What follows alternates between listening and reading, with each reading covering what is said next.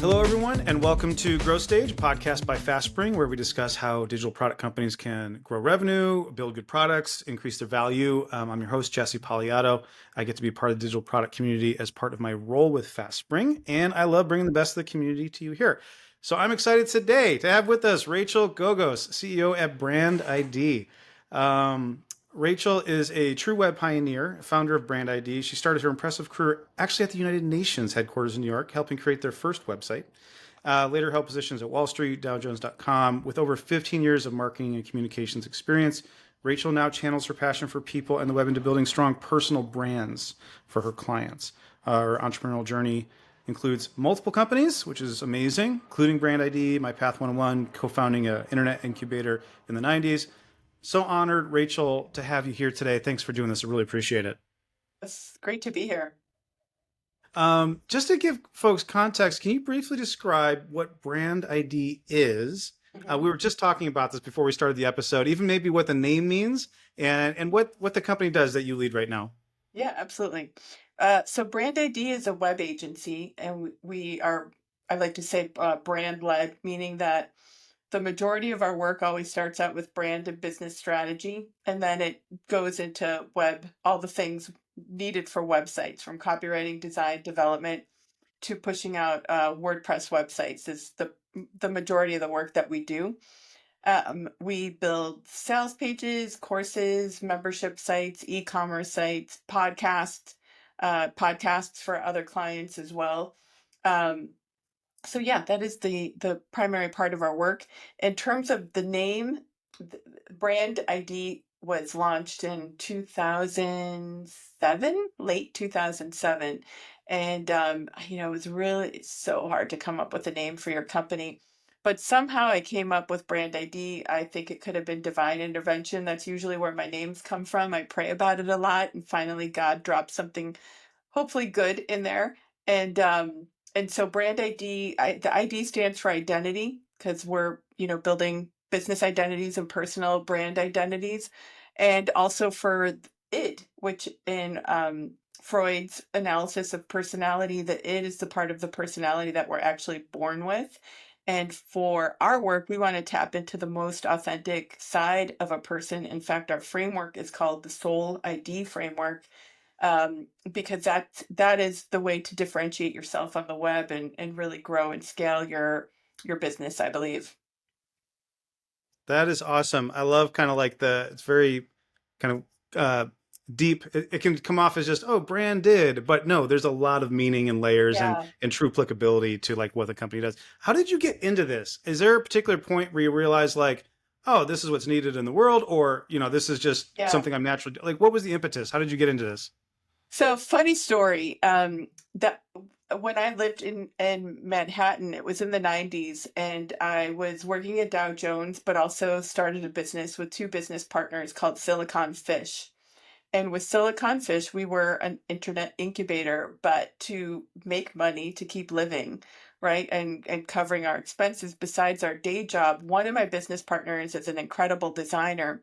And we literally were going door to door to brick and mortar companies, again, the 90s, and being like, hey, do you need a website? Because the internet was just starting to become a thing. And so fast forward, that was late 90s, like I said, and I launched brandiD in 2007. So I moved to Boston, worked in internet consulting for a while, also worked with the mayor on bridging the digital divide. So still technology between low income and people, and technology, right? Bridging the digital divide for low income families and in the Boston public schools. Then I moved to Pittsburgh, and I was working at an organization as a vice president of marketing, and I read an article in Time magazine that was about this new thing called personal branding. And the article was all about a particular founder of a company called Reach Personal Branding. And it described how personal branding was like bringing the stories and the marketing of people to, bring the human element, which I found fascinating because I had this passion for people and their stories and what made them tick and how they figured out what to do with their lives. So I joined a certification program in personal branding from this person I read about in Time magazine. So I worked directly with him for 3 months, And then that business partner from New York City, I we were still in touch. I said, "Hey, I'm thinking of starting a business. Why don't we do it together?" And he's like, "No, we're not going to do it together. You can do it on your own, but I'm going to work with you." So I always wanted to have web design as part of brandiD because, as I was sharing before, I think coming up with a strategy is great and necessary, but if you can't implement that strategy, and so many people get stuck in that, you have nothing and you've paid a lot of money for something with no results. If you just go into implementation mode without being strategic, chances are that's going to fail too. So I always wanted brandiD to do both, which is why we always start out with strategy and why the implementation part is about building the web presence, and we get really tactical. Besides websites, we also do a lot of content marketing retainers for clients or build out, like I said, podcasts for them. Everything we do is about building the visibility for the founder or the thought leader behind the personal brand. Yeah, and I want to ask a little bit more about implementation and like how do you Yes. actually do it. But I want to ask a little bit more kind of maybe conceptually, Yeah. like what makes up a personal brand, especially for someone who's a CEO or a Yeah. business leader or an entrepreneur. Like I feel like that different people may interpret that phrase differently. And Hmm. like for you, what is it? What are the components of that? What makes up a personal Hmm. brand? Well, I like to say it's a cocktail, and it's a three-part cocktail. It's part personality, right, which we all have. It's part marketing because we have to get that personal brand out there. Um, and it's part like our true or reputation. That's the third part, which again, we all have. And part of the personality piece, again, is like, what is your true essence? Like, what is your true DNA? If you tap into that piece, that personality and the reputation piece, but then market that. And by marketing, I don't mean you have to like brag about it or be really loud about it, but just finding ways that are aligned with your personality to express what you do in the world. So everybody has a personal brand, right? We all have a reputation and we all have a personality. So that third part of the cocktail is the part that we we really tap into after we've helped a person get clear on uncovering their personal brand, because it's a very common question what you ask. People don't think they have a personal brand, but again, we all do. How does somebody uncover their personal brand, or how do you help people do that? Yeah. We have a process. It's called like I mentioned, the SOULiD framework. The S in soul stands for strategize. And so that first part of our process is where we really dig deep with a person, whether it's a business brand or a personal brand. We ask that I'd like to say they're basic questions that once we hit adulthood and probably even in our teenage years, we never take the time to ask ourselves. They're just introspective questions like, what's your mission in life and what's your vision and what kind of legacy do you want to leave behind and what makes you different? If other people doing the same thing you are, how are you different and what are your passions and what are your strengths? Again, like these are not difficult questions, but once we get on the hamster wheel of life, like we're not really sitting around pondering who we really are at our core. But if we take the time to do that, first of all, the answers to those questions don't shift a whole lot. Like our values are really our values. Maybe our vision changes or our mission, as we gain experience, right? And we live different experiences. Some things can shift for us. They can make a great impact on us and cause those things to shift. And of course, we all evolve as humans, and that's really Yeah. important. We all hopefully progress and develop. But again, just getting clear on those fundamental, basic, foundational questions really, I like to say it really helps set the GPS of what you're building. It really helps you get clear on the direction that you want to go in, and getting clear on those answers can help you identify like what type of company am I building? Is it a lifestyle brand or do I really want an exit? Do I want to take on investors? Do I want to just grow it on Interesting. my own? Do I want to have employees or do I want to just have 1099s or is this a solo business, right? Because again, when we understand who we are and what makes us tick, then we can answer those types of questions.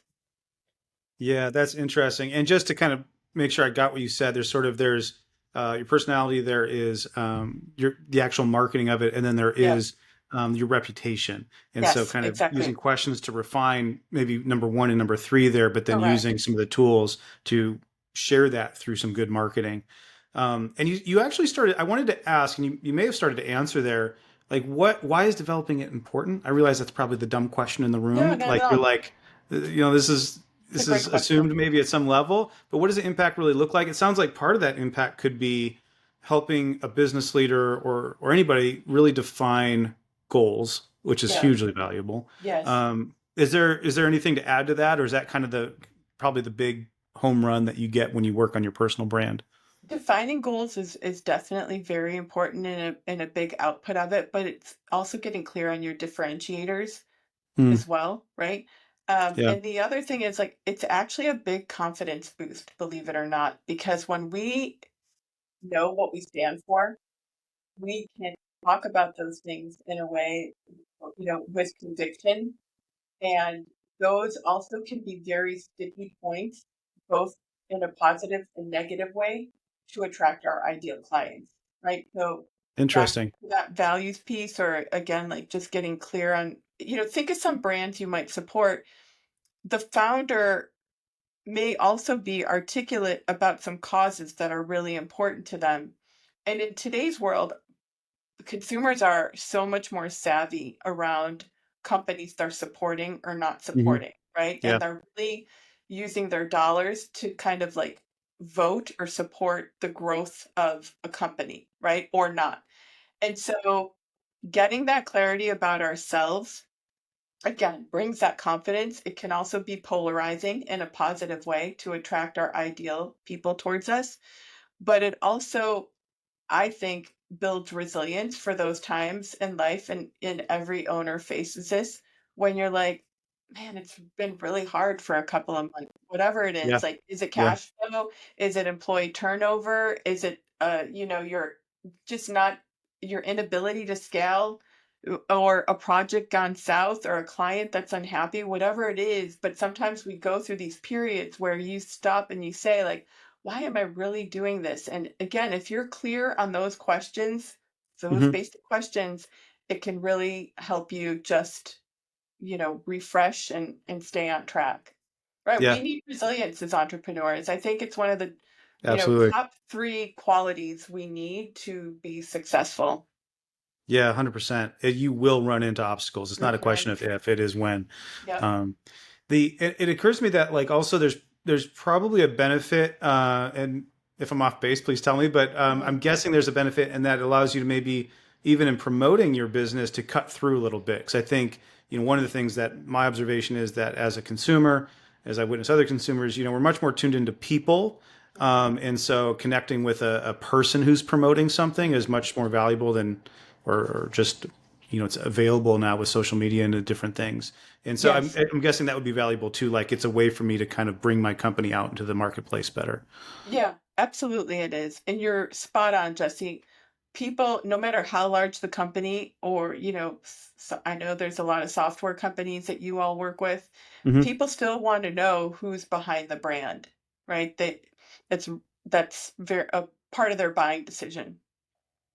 Yeah, it's I talk about this with people fairly frequently about like influencer culture and how it's Hmm. interesting that so much has flipped from I'm buying this thing to I'm buying this person's recommendation. That's Hmm. really kind of even interestingly your story, not to connect too many dots here, but Yeah. with the Times, I think it was the Times Magazine article you said, which is how you Hmm. started brandiD, right? There was that Hmm. personal connection, and you're like, Yeah. oh, I want to do something like what this person's talking about. Yeah, it brought it to life for me, in a whole new way than just reading about like what the company did, Yeah. right? Having read about that, the person behind the company, and what they stood for, and just what their story was to starting that company, also just brought it to life in a whole new way. And for your founders listening, the more that they can put their even parts of their personal story that are Hmm. relevant to what they're doing, or if it talks about their struggle to what they're doing, like, you know ultimately, I think people are good and they want to support good people doing good Yeah, things, right? But I agree. it's up to us to communicate that. Yeah, people don't know what they don't know. Hmm. sort of I was going to swing kind of hard to a very practical question, or a check-in point here. Is there a way that somebody could get a sense of where their personal brand is right now? If somebody's listening to Hmm. this, or they're Yep. like, oh, I know about this, I haven't thought about it a lot. How am I doing? Like, Yeah. how would they go suss that out? Yeah. So the gentleman in the Time Magazine article actually started something called, I think it was called the Online ID Calculator. I think that's gone away, but we don't need the calculator to figure it out. You go to Google and you type in your first name and last name and see what your Hmm. results are in your first 3 pages in particular, and identify how relevant those results are to what you're doing right now, or how you want to be perceived right now. If they're not very relevant to the way you want to be positioned out in the world today, then you got some work to do. If the results on those top 3 pages are like totally on brand for what you're doing, for what your beliefs are, po- positioning you authentically but in a positive light, then you're in a great place. But there's work where you can do in between those two Yeah, extremes, right? I love You that. know, Such a simple test, the Google I test. know, right? Totally. I mean, the great thing about it too is that's what anybody else is going to see. Like any if Yes. if you're trying to sell to a client or anything like that, and they wonder who is this person, they're going to do exactly that. So Yeah. Yeah, exactly. And one other thing I like to tell people, because so many people don't do this, but buy your vanity URL. So buy your first name, last name, and the .com. And even if you have a company, it's not so you don't feel like it's about building your personal brand, you should still point that vanity URL to your about page on your corporate site.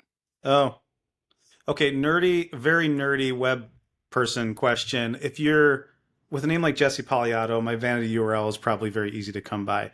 If my name was whatever, something very Yeah. common, it would be less John hard. Smith. What would you Uh-huh. tell somebody who's like, somebody already has Bob Stewart? Like, what do they do? Yeah. So I actually just had a call today with a woman named her name was Melinda Johnson, which is actually Okay, a pretty pretty common common. name, right? Yeah. So her vanity URL is not available, but she is a specialist in a particular type of social work or psychotherapy. So I said to her, just buy your vanity, and add the abbreviation of that Hmm. particular psychological behavior or psychological type of therapy that you do on the end of your name, because that's what you want to be associated with. Yeah. So, yeah, so there's typically a way to find a variation or use your middle initial, even if you Hmm. don't use it a lot, but that could just be like enough variation where the domain's available, right? But I say stay away from hyphens. I think those get lost, and really you want to invest in the .com. And I think Hmm. it's nice if you really built your personal brand, even buying some of the extensions just so somebody doesn't buy those out from under you, like the .org or the .net. Hmm. Yeah, probably even more valuable with common names where people will Hmm. be looking as well. Yeah, so true. Um, so I'm kind of away from that tactical thing. Yeah. Thank you. That I love those kind of small insights into like Hmm. practical things you can do like right now.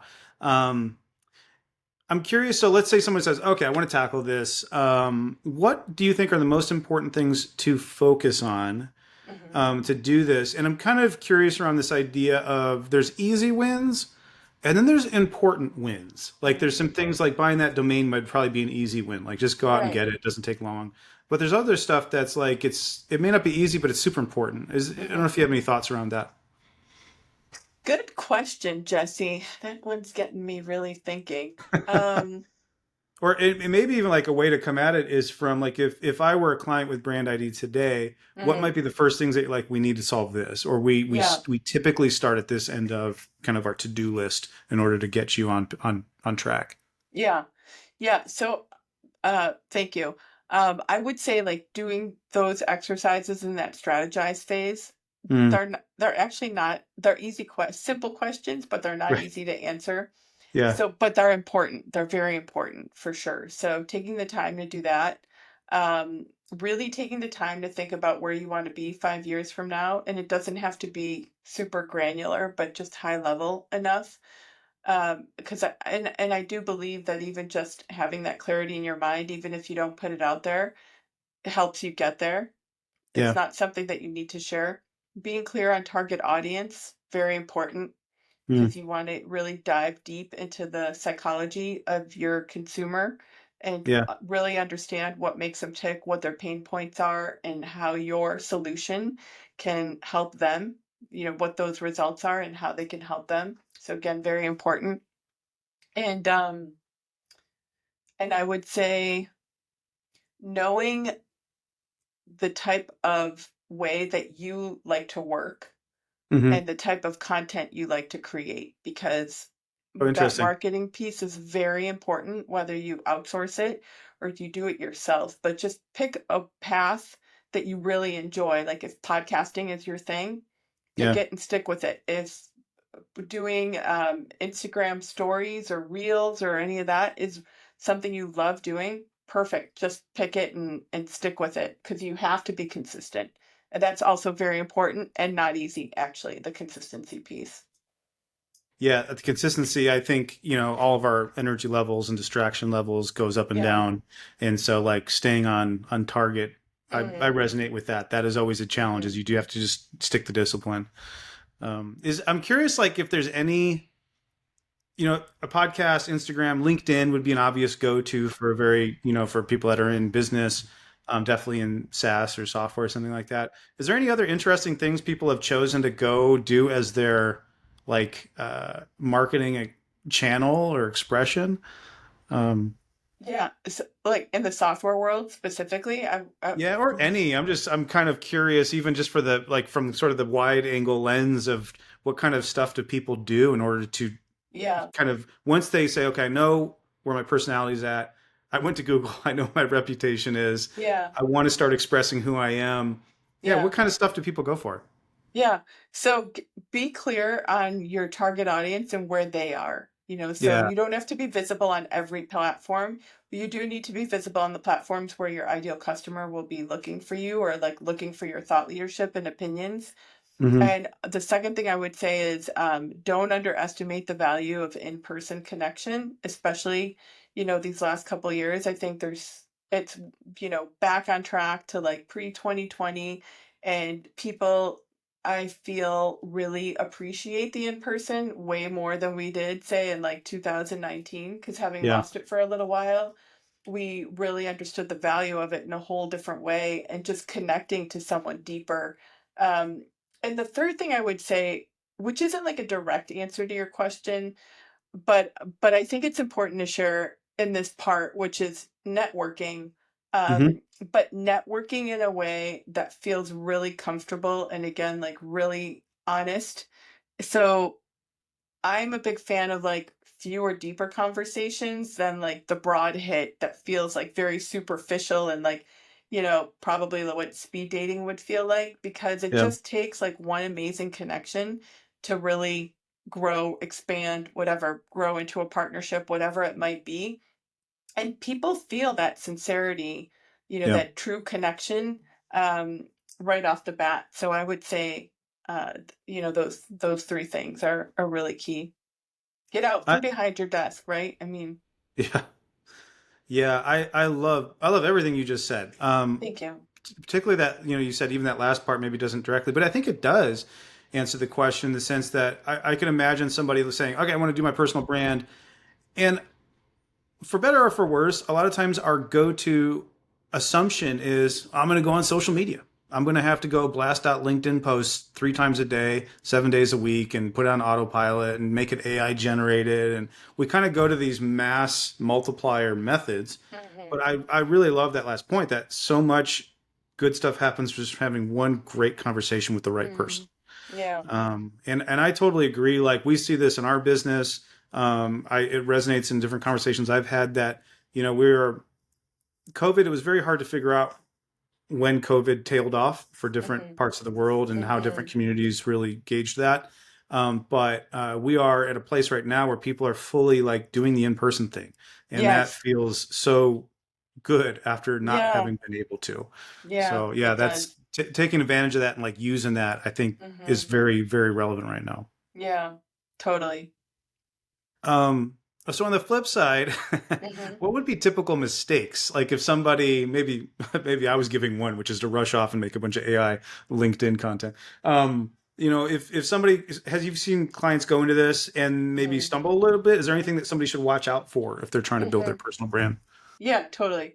A couple things. So one, watch oversharing on the personal side.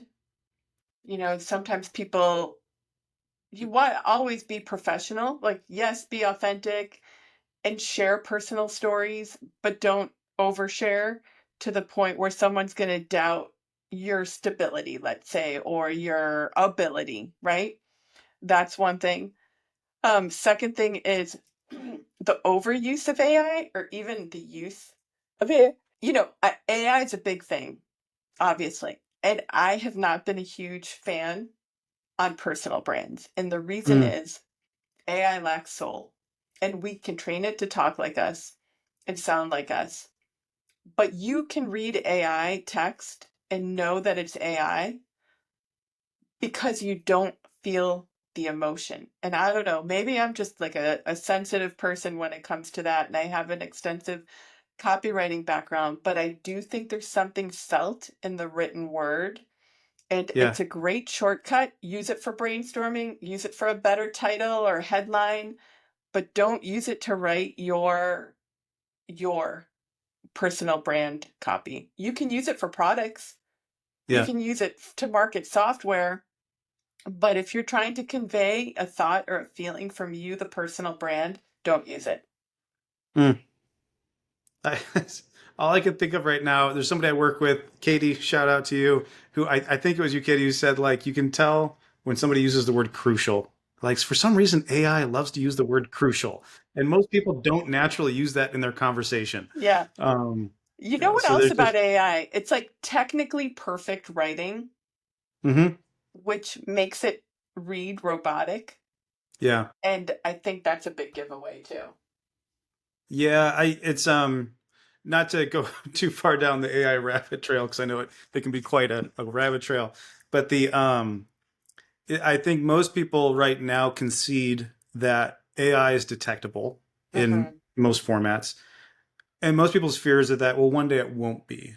Hmm. And I don't know, nobody knows what'll happen, but I'd say for now, I'm 100% with you. You can feel the lack of reality to it. Hmm. And I would think like a big value with personal brand is giving your perspective. It is you. It Correct. feels like you. When I Hmm. go talk to you in person, it sounds like you, right? Right.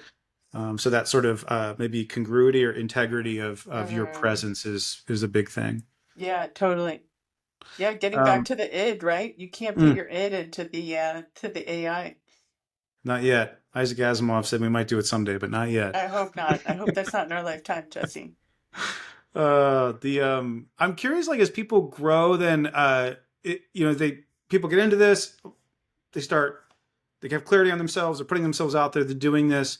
Um, is there anything that's more for the long haul worth thinking about? Like if you're already doing this, Hmm. some things that might be worth thinking about as you're kind of growing in your personal brand. Hmm. This is a very open-ended question. I'm not even sure what Yeah. I would think on this matter, but I just imagine there's people that are ahead of me in Hmm. putting themselves out in the marketplace who maybe have some different concerns than I would, where I'm just trying to think about getting jessepoliato.com registered. Hmm. Hmm. So you're wondering what can people do like after some of the basics are done Hmm. or Yeah. okay. So Or it's even maybe pitfalls that they run into later on once they kind of get into this and they've been doing it for a year or two. But yeah, yeah, like what do they do after the basics? And then yeah. are there any common obstacles they run into long term? Some of the obstacles are again longevity and that consistency piece. It does get tiring, especially if you're not really seeing immediate results. And, Mm, we're living in a time where immediate results are what most people are looking for. yeah. So just stick with things. It takes people time now, more time to make a purchasing decision. And of course, the higher the price point on that purchasing decision, the longer it takes them to make. But if Mm, people can find some of your thought leadership, even if it's old stuff, you never know what somebody is, going to find about you on a Google search. And so just know that the more content you have out there, again, that's relevant to what you're doing or trying to sell, the better it is. Yeah. That's one thing. Um, Another thing is creating thought leadership. So if you are in an industry and you want to be perceived as a leader over time in that industry, start writing for other like influencer blogs or publications besides just your own companies. Hmm. And also, particularly on LinkedIn, those long form posts on LinkedIn, I think, are a great way to exhibit strong thought leadership. And again, Yeah. connecting with influencers on there, commenting on influencers' content in a way that shows that you have your own opinion about something too is over time. Again, um, really helps. It's like cumulative interest. It works the same way as money does, right? And also, again, like being at events where other that are important, key to your Hmm. industry. That's another way to like really improve your thought leadership. Authoring a book, even if it's Oh, just a digital book, yeah. but a book is like a huge way to show your thought leadership and like get your opinions out there and start creating some influential work under your personal brand. Hmm. Those are the primary things that come to mind because in that we got speaking, we have Yeah. the authoring content, whether online or like a physical book, and again that consistency in producing content. Yeah. That's great. And something you said kind of early in that Hmm. paragraph, really, I don't know why, it just fired a neuron for me of um, the equation should be if you're a SaaS or CEO or executive or salesperson or anything in a company, your commitment to producing consistent content should be at least equal to your product sales cycle.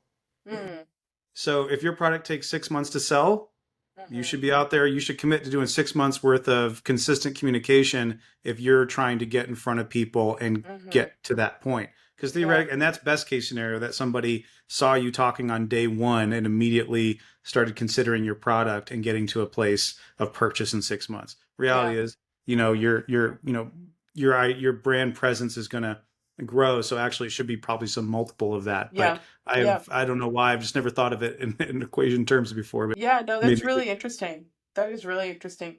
I remember the other thing I wanted to share, which is people's attention spans nowadays is so minimal. We have something like 3 to 5 seconds to really grab somebody's attention on the web with content that we're producing.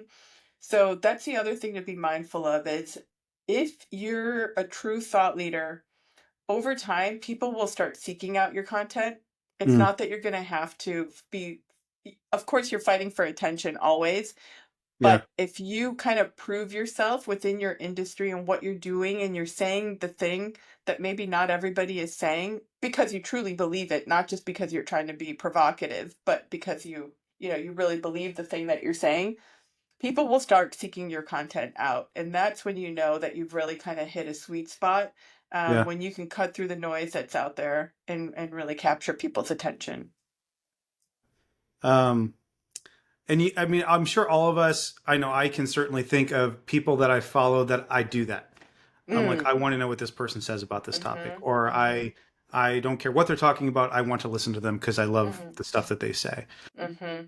Yeah, so that's a very real thing. Oh, there's a Yeah. quote too, which I'm going to totally butcher, but it makes me think of, I believe, um, I'll try and grab the true quote and throw it in the show notes. But basically, it's what's most personal is what is most universal. Mm. So there's this idea that, which I think is just trying to capture what you're saying. Like, if you'll truly say what you really think and be you, not some Yeah. provocative kind of stuff, Right. that actually goes the most distance in connecting with people truly. Mm-hmm. Mm-hmm. Because again, it's felt, right? You can feel Hmm. authenticity. Yeah, 100%. Um, this has been so good. I wanted to ask just where people can connect with you. So if there's Mm-hmm. folks out here that are like, I love this, and maybe brandiD could help me. Yeah. What are the best ways for people to get in touch with you or with the company or to follow up? Yeah. So you can visit our company site, which is thebrandid.com. So THEBRANDID.com. Or reach out to me personally on LinkedIn. I'm just under my vanity name, Rachel Gogos, over there. Awesome. Anything that we didn't get to touch on, or like last thoughts or anything where you're like, Jesse, I was going to say this and you didn't give me a chance to say it. And if not, no worries. Yeah. One thing that comes to mind is repetition. Mm, Just because you've said something once, twice, three times, don't be afraid to say it over and over and over again, even if you're using slightly different language, because it takes people six, seven, eight times sometimes to read something and it really sinks in. And I know because I personally don't love social media. I'm a bit of a social media introvert, but obviously it's important for the industry that I work in. And yeah. you can put some posts out there about certain topics or ideas or opinions, and maybe you don't get a whole lot of traction on it, or um, it lands flat for whatever reason. But say the same thing over and over and over again, because over time you that content will be associated with you, especially if it's a philosophy or an idea within your industry. But also, again, because people just, you got to cut through the noise, and you want people to read something several times before it really sticks with them. You need them to. Yeah, we have such I don't know what the right term is for it, but like a disconnect between how we assume other people look at our stuff versus Yes. how we actually look at other people's, right? Yes. So I'm like, So anybody, true. even the people I really like that I'll follow, I don't see 90% of what they do, but for some Yeah. reason I think everybody is going to see when I drop that one thing Yes. up on LinkedIn. You're like, why? No one else, you didn't see anybody else's. No, that's such a great example. And so it's like I resonate with that a lot. Like keep and you know one other thing, and I know I was going to wrap up, and That's I'm okay. taking an extra few minutes here. Um, you know for me, one of the things that I've really taken away from chatting with you today, Rachel, is just about making sure that your brand is your true self. And Mhm. I would think that being saying things consistently over a long period of time is much easier when it's really you, right? Yeah, so true. So true. Rather than some There's kind of only one construction. you. Yeah. Yep. But And I don't know if you could see this saying, but if personal is powerful, you are your biggest differentiator. oh, I love it. Yeah. Personal is powerful. Came up with that Say a it long again. time ago. Personal is powerful. You are your biggest differentiator because there's I only love one that. you. There is no better note to close on. With that, we're going to wrap this up today. Rachel, thank you so much for being here. Really love talking. Have a great week. And everybody else, thanks for joining us on the Growth Stage podcast. I'm your host, Jesse Poliato. I get to support the digital product community as part of my role at FastSpring. And I love getting to do what we did today, which is just connect with great people online. Thanks, Rachel. Thank you, Jesse. Cheers, everybody. Have a great week.